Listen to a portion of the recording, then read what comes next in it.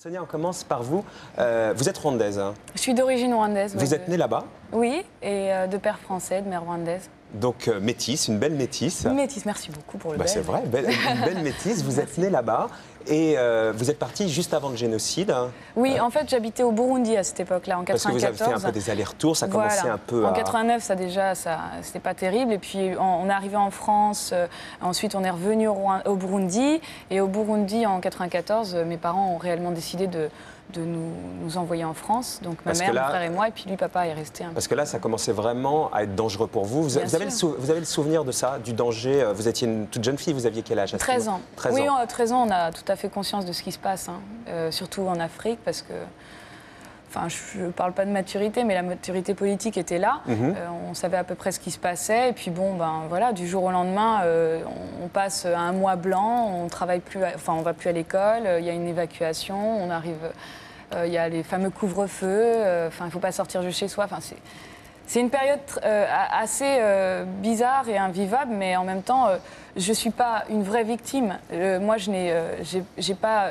Votre famille a été victime. Là-bas, au Rwanda, vous êtes donc venu en France. Ma famille qui était au Rwanda. Elle, oui, elle a été victime du génocide. Vous avez perdu des ongles, des tantes. Mon grand-père, qui est un héros, pour moi, c'est un héros, parce qu'il a marché de Rwengiri jusqu'au Zaïre, et on l'a fait rapatrier en Belgique, parce qu'en France, ce n'était pas possible, pour des raisons que je ne connais pas. Et donc, il est mort en Belgique, et il voulait revoir toute sa famille. Ça nous a fait vraiment du bien. Enfin bon. C'est une longue marche, Gwendoline? C'est une très longue marche. C'est Marseille-Bruxelles à pied, à 83 ans. Ah ouais, donc c'est pour ça que je l'appelle le héros. Mais par contre, en parlant... Non, quand je parle de victime, c'est-à-dire que j'ai pas vécu le viol, j'ai pas vécu j'ai pas vécu les massacres, réellement. Mais par contre, j'ai vu cette injustice, l'injustice qui était... à ce moment-là, c'était évidemment le monde entier était spectateur de ce qui se passait là-bas. La France, on a dit éventuellement complice, il y a des commissions. Ça, je peux... Vous savez, je suis pas là pour faire de la politique, mais vous étiez une petite fille. Vous étiez d'ailleurs, vous avez été aussi victime un peu du racisme ici. On vous appelait Bamboula, Blanche-Neige. C'était ça aussi. Le racisme, on le vit partout. En tout cas, en Afrique, de plus ou moins près. Vous, quand même, en arrivant, c'était ça aussi, quoi. Oui, mais c'était ça, mais c'était pas... Vous savez, le plus dur, c'est de partir et de laisser tout derrière et de recommencer tout à zéro. Parce que quand vous êtes arrivé ici, que vos parents vous ont rejoint, votre père était, c'était pas le RMI, mais ça n'existait pas, mais il n'y avait plus rien. Quoi. Vous êtes parti avec une valise. Papa a tout perdu là-bas au Rwanda. Son imprimerie. Au Burundi, oui. Et il est arrivé ici avec le minimum vital, d'une certaine manière. Avec zéro, avec 2 enfants. Papa est rentré 1 an après. Ma mère est restée avec nous.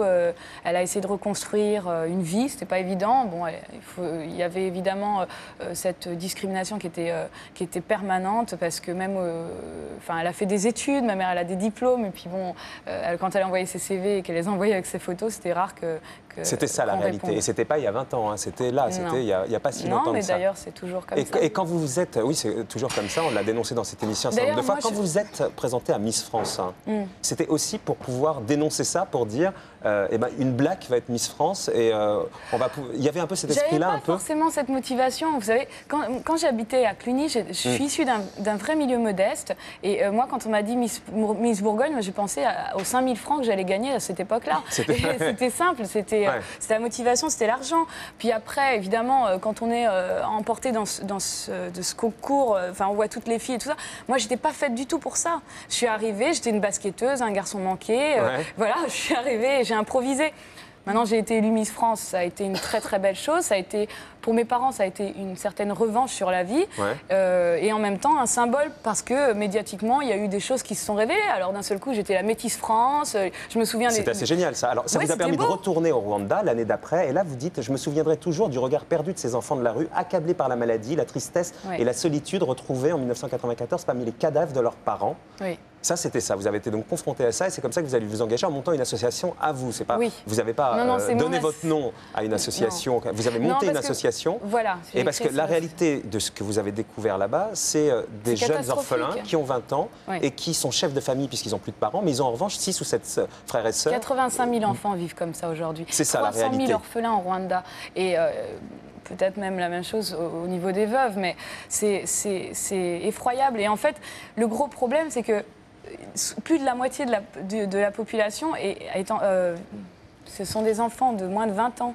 vous imaginez, c'est un pays très jeune, le chômage est présent, mais il y a une espèce de force qui anime ces gens. La population est vraiment envie de reconstruire ce pays. Et quand je vois ces gamins qui vont toute la journée travailler et le soir payer leurs études avec ce qu'ils ont gagné dans la journée et le soir, enfin en rentrant, s'occuper des autres enfants, je me suis dit non, il faut que je crée une structure. Donc là, vous y êtes allé là, à Noël. Vous avez passé Noël là pour la première fois avec vos parents, puisque eux, ils sont retournés, vos parents, maintenant. Papa habite là-bas. Votre maman y est retournée aussi, là? Maman va y retourner, je l'espère, parce que là-bas, c'est vraiment...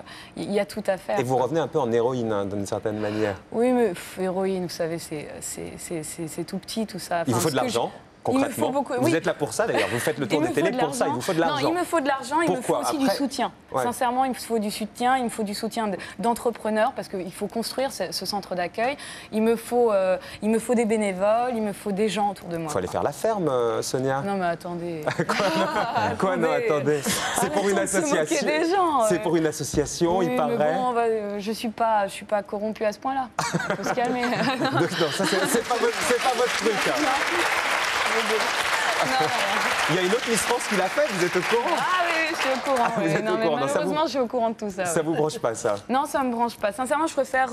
Bon, ça mettra le temps que ça mettra. Malheureusement, là, c'est une urgence parce que ce sont des enfants qui sont en train de grandir et sans structure. Donc, vraiment, moi, je fais un appel... Il y a l'association qui est passée. Je sais que les gens donnent beaucoup et on est dans une période où c'est vrai que c'est catastrophique. Tout le monde est... Enfin, le citoyen est toujours en train de donner. Mais là, je frappe à la porte des entrepreneurs, des gens qui pourraient peut-être faire don un peu de leur capital ou de leur...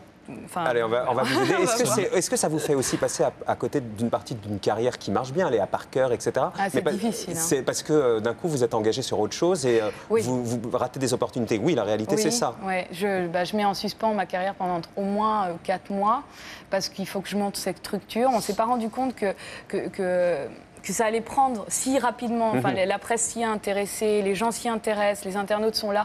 Bon, c'est super. Maintenant, il faut vraiment recadrer tout ça. Et pour recadrer tout ça, il faut que je sois maître. Parce que je ne peux pas être présidente et non pas maître. Donc, vous vous impliquez vraiment. Oui, j'essaie. Merci Sonia Rolland. Merci beaucoup.